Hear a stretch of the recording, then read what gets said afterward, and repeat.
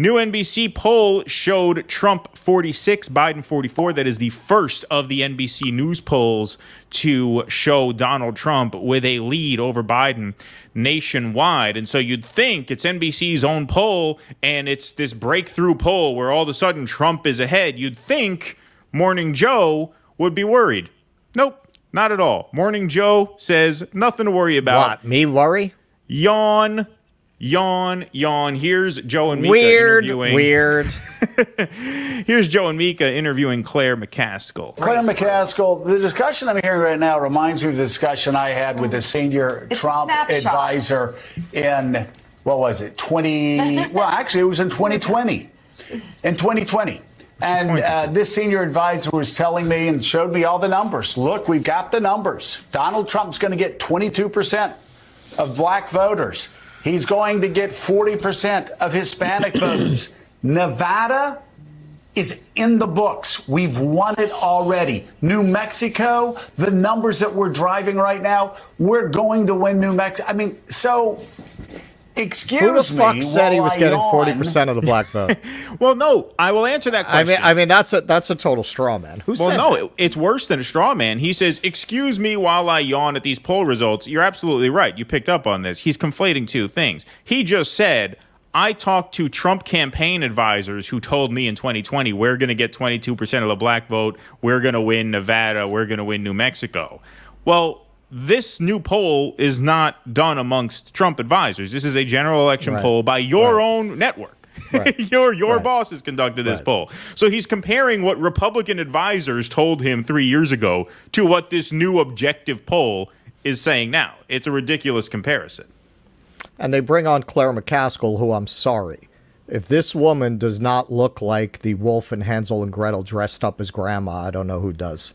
You mean the wolf in Little Red Riding Hood? In Little Red Riding Hood. She's about to rip off the face. The witch is Hansel and Gretel, which you've said she looks like that as well. She looks like that. She basically looks like every evil figure from every Germanic folktale you ever heard. Looks like the owner of every house you're not supposed to walk into in every children's fairy tale. Exactly. Yeah. If you're making a horror movie with a creepy motel, she's at the desk. She's at the front desk. Yeah, exactly. While Democrats, left and right, who let's just say it, Democrats who have kicked Joe Biden around for decades, who kicked him around when he was vice president of the United States, those same Democrats are now coming. Oh, and by the way, Democrats who said he was toast in 2020 after Iowa and New Hampshire, now they're saying he's toast again. Claire, why should I not be surprised that once again Joe Biden's being underestimated? Claire, because we like to get our political tips from a woman who needed to be running against a guy who claimed that women could stop pregnancy if they were really raped in order to win. Right. We feel that you're the best person to offer political insights. That is how bad your opponent had to be before you could win an election, and you lost the very next one when you had to run against somebody who wasn't a fucking werewolf. Right. It's the story of his career. It's what he has encountered pretty much every step of the way. And listen, there's one thing these polls are good for, and that is making sure that nobody in the Biden campaign takes any segment of our vote for granted. Amen. There is absolutely a need to do more and do better and cover the ground more thoroughly. Cover the ground more thoroughly. What might he want to do? Like, she's saying, yeah, he can't take votes for granted. He's got to do better. He's got to cover the ground. What specifically might he want to do? Voters' houses all over this country. They know what's at stake. And even the young voters, they know what's at stake. They know about Dobbs. They know about our military-style weapons that are slaughtering children sitting in classrooms. Gun control. They know that they're banning books and trying to look down their nose at Americans who are gay and married in this country. And they're not going to stand for that. Okay, so first she says Joe Biden has to do better. He has to go to black people and young people who already know that the Republicans are anti-choice, already know the Republicans are anti-gun control, already know the Republicans are anti-gay. So what does he have to do then? Because so far you haven't said a single thing that he has to do. You're just saying, hey, people are already for Biden over Trump. Well, no, they're fucking not. That's what the poll says. That's why you're on for this segment, right? So notice she has not given any advice to Joe Biden as far as what he can actually do. She's just reminding people of what they already know, supposedly. Well, she's distracted. They're shooting this in the kitchen because she has to keep an eye on Hansel and Gretel in the oven. They know that the Republican Party thinks climate change is a hoax. Oh, climate change, too, so right. it's just a matter of making sure the campaign prioritizes the communication of those communities. And I think they've got that. And I think what's hard about it, though, Joe, I think we have to admit, we see Donald Trump is so completely unacceptable. Right. A mentally deranged, narcissistic, horrible man that only knows selfishness. The idea that anybody would be voting for him freaks all of us out. Selfish, old, horrible, deranged, narcissistic. I mean, these are terms I would use to describe Joe Biden as well. So would most people. That's why he's losing. So far, she has not described a single thing he could do. She hasn't talked about Israel, Gaza, which, as you can see, I mean, if you know how to read a poll, you know that's why young people have jumped ship over that issue. Right. Hasn't mentioned that whatsoever. Hasn't mentioned the economy whatsoever. Just falls back on guns, abortion, gay marriage. We think climate change is real and they don't, which is a line they've been saying literally my entire life. That's how they sort of view this race now. Well, it's just a matter of reminding people, hey, Donald Trump is so horrible, you can't possibly vote for him. I mean, that's a typical MSNBC segment, except for the fact, if I could just make this one very quick point, go ahead.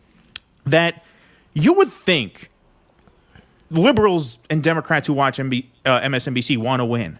And most Democratic voters say they'll vote for Biden in the primary over Dean Phillips and Marianne.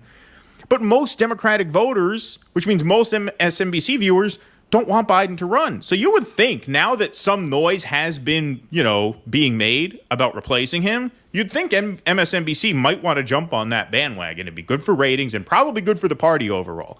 But no, at least not on the morning show. They are coping hard, morning cope, as I'll call this segment. They're coping hard, trying to convince their viewers, no, we have to stick with Joe Biden, and just remind people why they have to vote for Joe Biden, because of Donald Trump. Well, if you read between the lines here, I think what's going on is because there was a moment there, perhaps not with Morning Joe, they are the ultimate fucking access journalists in the media, bar none. But in general, you did start to see a push from the media to get Biden to gracefully bow out. And that chatter seems to have stopped. My read on that, like Axelrod got a lot of pushback recently. Right. So I interpret that as the word came down from the White House. This crazy bastard is just not going to step down. And once that became clear, well, now they have to go full-on propaganda mode for Joe Biden. If they can't get him out, then they have to support him, right? So now they're just going to do this. And in the end, who is this for? It's for the audience of people watching Claire McCaskill doing commentary now, more or less full-time. It gives you a different insight into what these people are doing, because very often, you have to give a take. You have to give a compelling take, right? That's the gig. I mean, nobody's going to watch to see you do, 1975 newscast, right? Right. Yes, and so that's the way it is today, right? Yeah, so you have to be, this is opinionating too. I mean, it's not just newscasting. But for me, as somebody who never gives a take I don't believe in, it's really fascinating to watch these scumbags who just do this for a paycheck, because they don't believe most of what they say. I mean, they might in the end believe in the ends that they're serving. And I think they generally do, because these are the ends that serve their class. It serves their self-interest. But does Claire McCaskill politically believe the shit she's saying? No, that's a bunch of talking points that are just very easy with the audience that they have. All you have to do, just check the boxes. Say mean shit about Trump. Right. Talk about how we're better on all these issues. And this is core to the way Democrats always spin their failures. People are dumb. and we're not messaging to them properly. They love that one, right? The day after Hillary lost, it was, aside from Russia, it being Russia's fault, everywhere. Oh, it's the marketing. It's the Democrats just don't understand how to talk to people. They will never, never do the kind of self-reflection that they would need to do to fix that problem, because it would require that they turn the party into a meaningfully left party, which has not been for decades. Please clap.